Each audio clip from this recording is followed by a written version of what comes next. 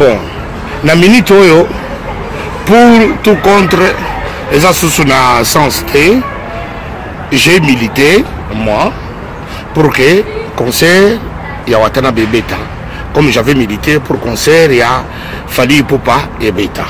Vous comprenez, il a fallu pour Bédité, il y a Watana Bedelope et Bédité baza annulé yango.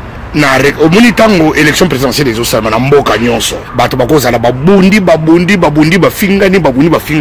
Mais quand la minute où il va aller proclamer les résultats, où il a gagné na pays démocratique, où il a échoué, l'échec à Yaka, à Jimicro, à reconnaître pour l'intérêt à tous, intérêt à peuple na bango, que tout le monde a gagné, tout peut ça y est, chance, 5 années à venir à diriger Mboka. Non, pour la minute, oh yo, biso kendeki conseil de bêta, biso conseil de bêtité, bango bayaki conseil de bêtité, conseil de bêtité, c'est-à-dire que bango dans la forme, ba gagner, faut être sincère, dans la forme, ba combattant, na basi na bango, na bana na bango. Na basi na bango ya kala, na basi na bango ya sika, na basi na bango bazalaka na bango et le bouton se met la champagne. Tous ces bango chance qu'ils ont gagné leur pari. Vous comprenez? Parce que biso nous avons tenu jusqu'à 17h30. Balance tout sali et loro ba vantique nyonso ya monde ba ko se préparer ba ko tana concert. Alors meeting de Kwei que concert est annulé. Alors toujours sportivement, le coup la fair play, le coup la Zidane na Coupe du Monde, il y a Soko Baye qui dépêché en Allemagne, avec tout coup de boule, Trezeguet à perdre le penalty. Alors France et quoi? Alors c'est qui fait du monde, la vie continue. La minute oyo, vie zo continue. Nango, ba oyo bakangi concert, coup de chapeau pour na bango, ba gagner quelle que soit la forme, quelle que soit les raisons de couper ça. Ba kendi conseil des alaté, ba tenir ti conseil des athées. Merci pour la mosala qui toque bossali bon petit échec ton demi échec na biso nous assumons que tous échec na biso bateau nous parce que communauté que pour qu'on se raison là message mon na so besaka bango c'est dit que sportivement c'est une bataille gagnée mais ce n'est pas une guerre. La guerre c'est Kabila dégage. C'est ça la guerre, c'est ça l'ossature de la vision de Tchatumba. Que le système de Kabila est Kouéa. C'est ça ma vision. Il y a un autre bateau nyonso. Balanda kinga na muki. Et c'est le côté ba musicien, et c'est le côté ba fanatique, et c'est le côté ba particulier, ben indépendant. Bah oui parce que la besoin de dynamique. Il y a que na ndenge to sekana ba chura mboma na dynamique wana, to sekana ba célèbre Radio Londo na dynamique wana, to sekana ba Lobobo empereur na dynamique wana, to sekana ba Rex Kazadi na dynamique wana. Nde bango ba na dynamique ya concert ebetati. On comprend. Bito sekana dynamique ya que concert ezonga. Ne to banda d'abord que ceux qui concert ezongité. Non, musique tout autour de la musique il y a culture. Tout autour de la musique, il y a plusieurs métiers liés à la musique. Et ils ont dit d'abord bah quoi faire, bah c'est impliqué, bah modéliste, bah c'est impliqué, bah hôtellerie, ils ont impliqué, bah restauration, ils ont impliqué, et puis bah voyage, tourisme, ils ont impliqué. Ce qui musique est bête. Vous savez ce que musique représente. Musique représente un apport extraordinaire. Quand il y a communauté congolaise nabiso, puisque la musique, puisque c'est une corporation où ils allaient entraîner beaucoup d'indépendants, beaucoup de métiers indépendants. Vous comprenez? Alors ils allaient entraîner Yango. C'est-à-dire que les apports, il y a n'est pas négligé. Et puis la musique, apport Nango, ils allaient réunir un peuple tout autour d'une culture. Puisque la musique, on a rumba, ils ont bêta, mais la culture nabiso congolais. Puisque les lots, tu vends la poto, na moni aux États-Unis. Où est la sonne? Na mwana na ye asilisi université d'Harvard aux États-Unis. Puisque si bateau il fallait puisque moi wana ezali mwana wera son musique à wera son c'est parmi les musiciens congolais oui yaka na diaspora. Comment bango ba musicien a to zana mboko yo jibem pia na zana bana na mboko yo bana jibem pa na bazana Sorbonne et puis abasia bazana Sorbonne université de Sorbonne à Paris. On les a qu'on te dire de bouter puisque ngai na koli na zana 50 ans mandi fois pembe na kene musique te.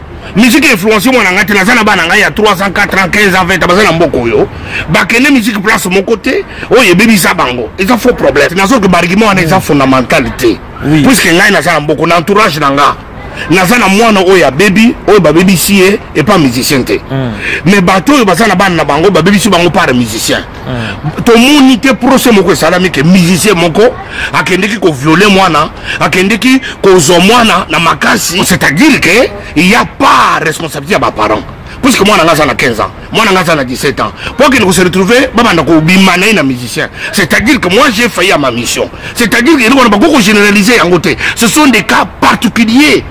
Ba musicien tant bayaka bazana milliers na bango.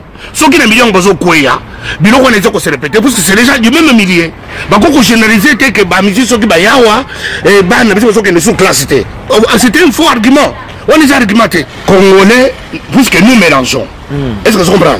Les musiciens, comme cible, puisque nous les Congolais, de la diaspora en particulier, nous mélangeons et la politique et la culture. Ce qui est l'honneur de la diaspora, écoutez d'abord, nous mélangeons, puisque un homme culturel, il est aussi politique, il est politique, mais il est d'abord au départ apolitique. Est-ce que vous comprenez? Mon oiseau qui est la musique, c'est un politicien. Alors, mon oiseau coiffeur, c'est un politicien. Mais chez nous les Congolais, nous avons tout mélangé. De mélanger tout. Tout est comme politique. Il y a des musiciens qui sont comme victimes.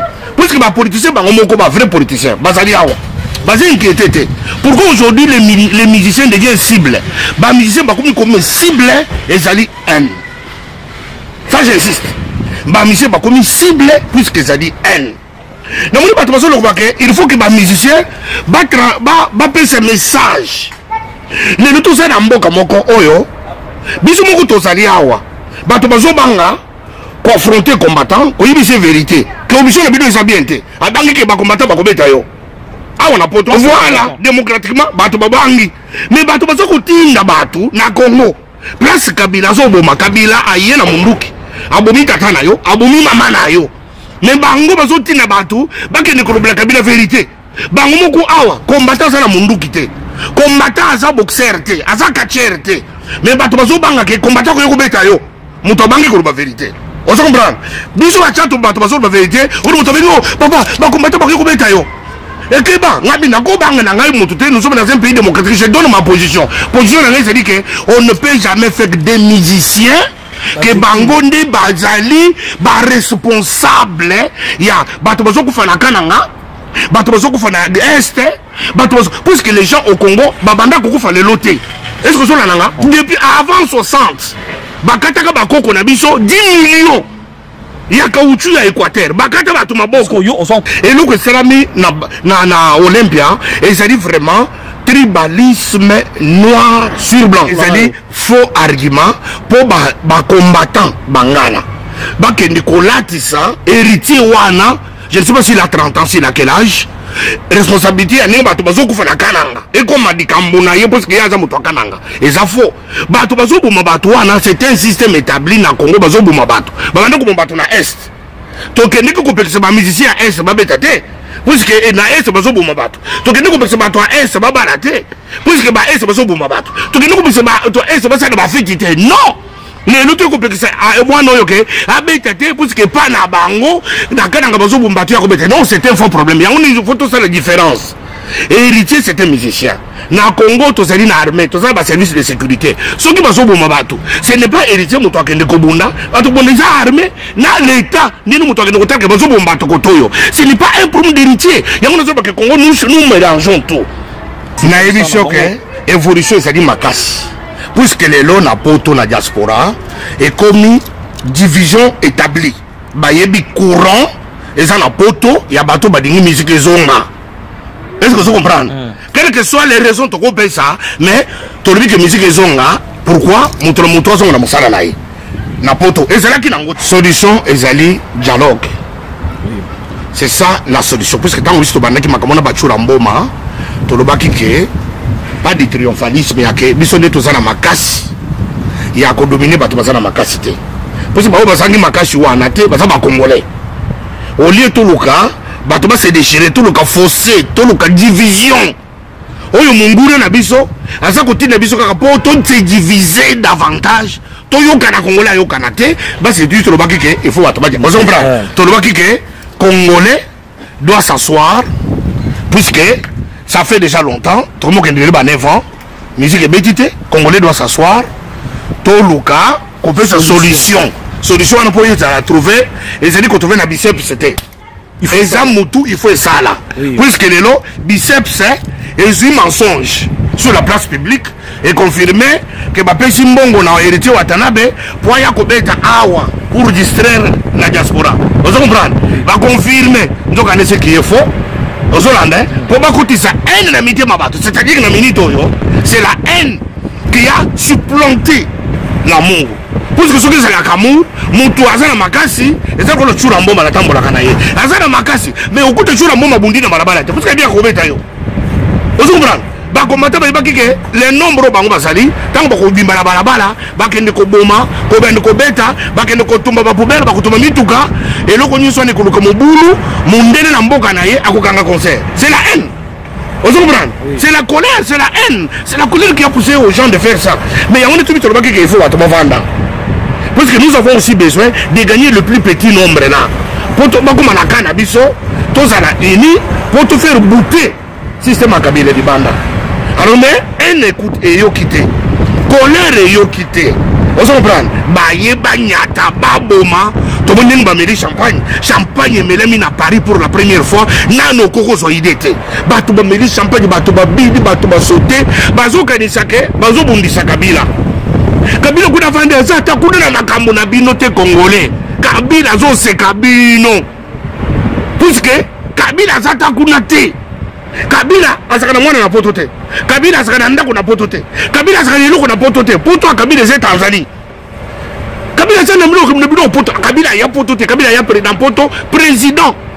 C'est-à-dire ça na nostalgie ya biso ne to seli ba mbule belé déjà, to sana bana na poto, to sana badinga, ya kina sale lo na komi ministre PDG, na zo na poto, na ke de ko staffer na badinga na. Ya sana makamwa na ti.